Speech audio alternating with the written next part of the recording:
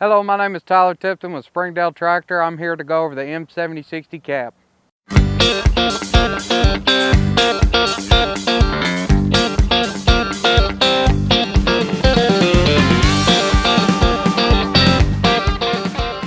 So this M7060 is the first tractor you're going to get into where you start moving round bales on a normal basis. In the power position on this machine, it'll lift 2,500 pounds all the way to the top, which is a little over 9.5 feet that it'll lift when it's in the power position. And then when it's in the height position, it'll lift about 11 feet and 2,300 pounds. So if you start stacking them round bales and need that little extra height, it'll give you that. Now, just moving this pin from here to here gains you from 9 foot 9 inches to 11 feet.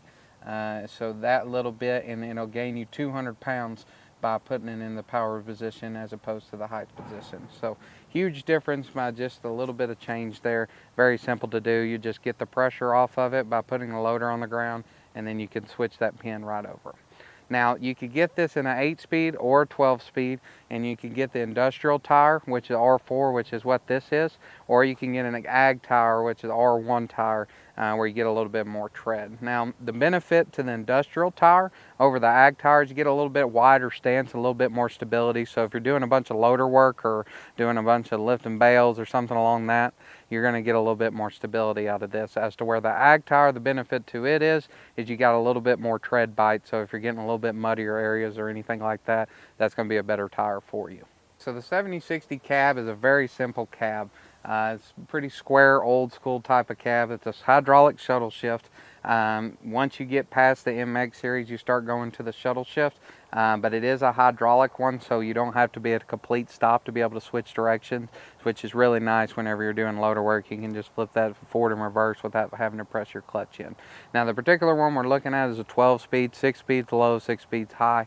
If you're going to be doing hay applications, I recommend going with the 12-speed. If you're just doing straight brush hogging, the 8-speed would be just fine. Now, the 7060 is the biggest machine you can get without depth flood. So all this has is a DPF filter where it'll have a regen system, but after 75 horsepower is where you start getting into depth flood.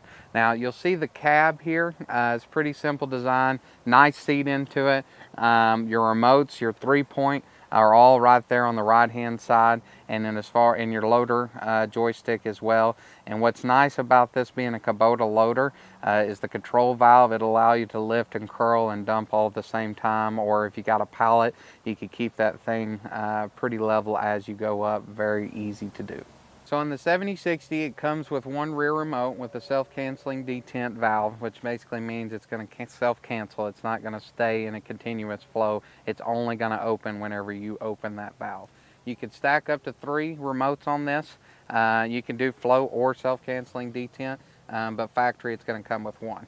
It also has an economy PTO, so if you're doing a bunch of brush hogging, something that's been maintained, you don't need all that power and you want to save a little bit of fuel, you just flip that lever and it's going to save you about 20% on your fuel consumption. Now, you go up to a category 2 whenever you go to the M60 series, I should say, and then you also get the pin type sway bars. Now, what's nice about these is in this slot here, it allows the 3-point to move a little bit, so when you're hooking up your implement, it makes it a little bit easier, and then you can put it in a fixed hole to keep it from swaying around. And then it also has these telescopic ends here to allow you to get close, so if you're by yourself, you could get within 2 or 3 inches there and then slide that back into it, and it'll slide right back into place.